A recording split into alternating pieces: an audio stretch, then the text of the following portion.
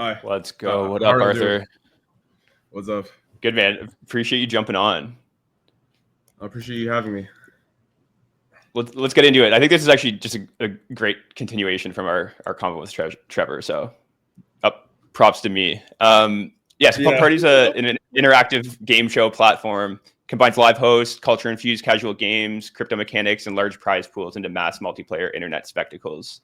So I think what you're building is definitely like partially inspired by HQ Trivia, but I think you're also building on top of a bunch of other cultural inflections that are happening today. So I'm wondering if you could share what the core insight at the heart of Pump Party is. Yeah. So let's see. So I guess an interesting thing about HQ Trivia is that it was like a cultural moment, right? It's just very interesting to see this guy stream to your phone and you can like play and potentially win something. Our I guess thesis around this is that part of the reason why it dropped off is because there's a lot of like this focus on the money and the payout. They had to keep on doing bigger and bigger like prizes, right? And it was always like trivia. So something we've been very intentional about at this stage, since we're very much like at the validation stage, right, is that we're injecting as much freaking cultural. You can swear. You can say it. You can say whatever. Okay, Stay cool. fucked. Yeah. All right, sounds good. Okay, we're trying to inject as much freaking like cultural density into the freaking experience as possible, and making that it freaking is a word that's interactive. banned here. Freaking is Oh banned. shoot! This word is Buy banned. that. We either use the word or we move. Understood. Anyways, yeah. So our thesis is take all these cultural elements and inject it as much as possible and make it just incredibly interactive, a lot of different games, and so that people like there'll be a certain set amount that initially come for the money, but we want them to stay for the entertainment and stay for the long term, and then in the future have like more and more shows that are kind of use this toolkit and they come for all that entertainment, all this fun and all that kind of stuff.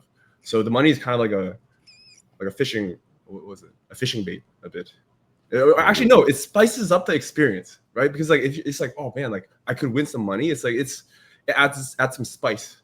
Anyways, that's I think before we get too far into this, can you just share about the game today? Like what is the Pump Party experience like today? Oh, okay. So we did an ad on TikTok. I made this one. So it's like this background with liquid and stuff. It says, "Want a goon for cash?" Goon is like a term in Gen Z, but anyways. So it's like, oh, goon maxing competition this Friday at 4 p.m. So it's like goon is. I'll just describe the game. The game is like you're shaking the phone as hard as you can to get like goon points, right? So anyways, so it resonated a lot with the Gen Z, like, and they're like sharing it. They're all excited. They're tagging each other. So I'm very happy about that. But anyways, so the actual game will be first. We have like a variety of games. One is Gegvin. You see this Trump animation, and then you're catching these eggs in this like bucket. And then we have Pope, which is you're the Chicago Pope and you're killing the demons. So that's another game. We also have Zin Toss, which is this bubble of our host that's going around. You're tossing the Zin into his freaking mouth. I'm just saying mouth.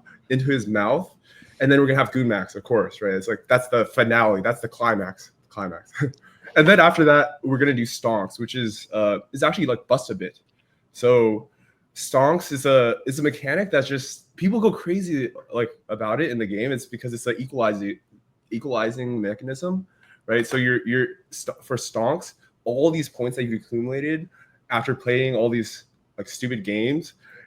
You kind of put it on the line and you put it into the Bust a Bit, like, or what, I don't know. It's like a multiplier game where you have to get out the X increases you have to get out before it busts. Yeah, exactly. And I think why people really like it is because anything could happen, right? You could go 10x, you could go 100x, it could go like 3x, you could lose everything, and then it's just like everything's exciting. So yeah, and then it's just $300 that we're giving away. It's like small, but it's just for some spice.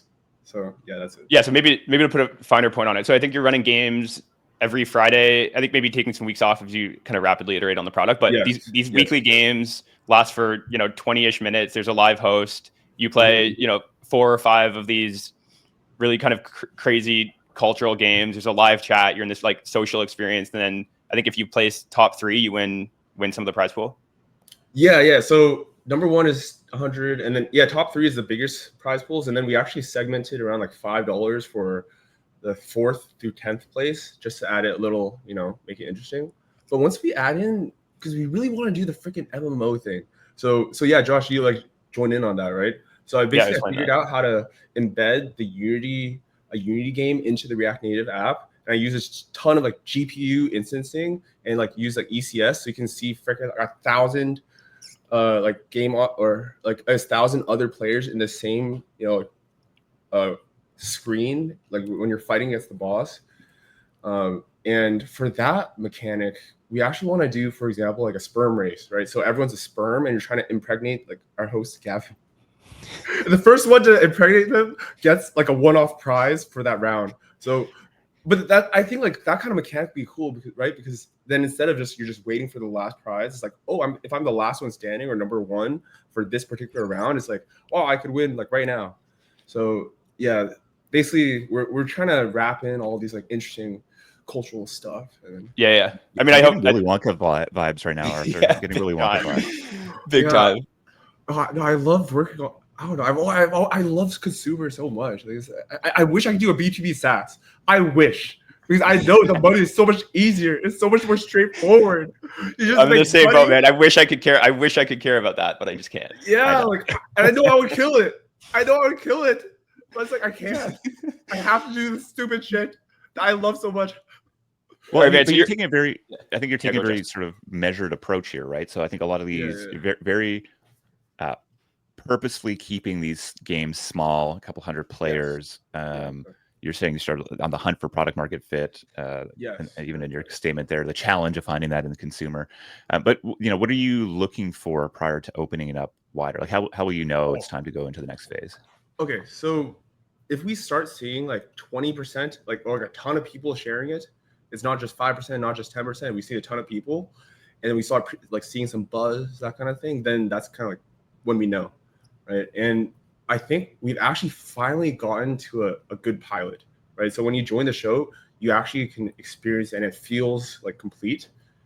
And there actually is a mistake that we made, which was the previous. So we're kind of using a Roblox strategy, which is basically you can buy users for initial time for the testing, and also to kickstart the viral machine, right? So we did that, but the mistake that we made was that we put the ages from 18 to 55 plus, and there were a lot of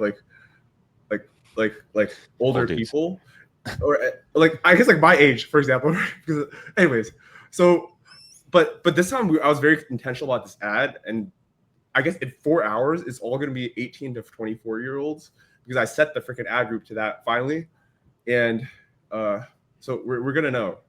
Yeah, I mean, it makes sense. It's like rapidly iterate. The point of this game is for it to be viral in a way that HQ Trivia or other attempts at this weren't. So just keep rapidly iterating on game types. And I've been playing every week, and every week it changes significantly and gets dramatically better. So just continuing to do that until you see viral growth, I think makes a ton of sense. Yeah, it actually is. Oh, sorry. Go. Yeah. No, go. So actually is coupled with 2 things. It's one is the data, and 2 is there's a little bit of the founder, or I guess our team's instinct, right? So talking with the designer and the team, we feel like it actually is ready, right? So we are kind of committing now. We finally started our significant growth efforts. So Friday, we have that show. I need to come up with some female targeted ads, because it's all male centric right now. That's one. And then we're also going to do a world's largest gooning competition in Washington Square Park on the 18th. So we're going to do flyers, all that kind of stuff. So finally we're really ramping it up. It's kind of we want to kind of how Sperm Race, they had their moment where we decided now is time to make that freaking moment. And yeah, that's it. Let's go. I love that we're clipping the show. There's so many clips. There's so many. This is gonna be a great one for show for us. This is gonna be a great one for show for us. So I think you've taken a very different approach than most crypto projects. You're very explicitly you're not releasing anything into crypto Twitter. You're targeting kind of mainstream audiences on TikTok. You're also very intentionally you're not putting speculation or winning money front and center. Obviously, I think you said it's a good good carrot or add spice, but you're trying to, make this just an inherently fun, social, kind of entertaining game. But I also know you have some pretty interesting kind of longer term plans to have kind of a very like crypto focused power user experience that actually, ultimately makes like the normal experience more compelling. So I'm curious if you could talk about kind of that longer term vision of kind of fusing the mass market and crypto audiences.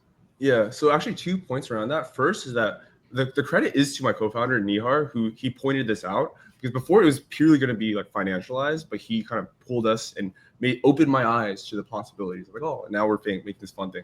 Anyways, so moving on to like what you're saying, I feel like when you have like an economy, an in-game digital economy within the game, I feel like crypto, it just makes total sense. There's so many like economic, like there's so many more like economic tools and forces that crypto brings that like it's just like a no-brainer in my opinion for like your in-game economy to like leverage.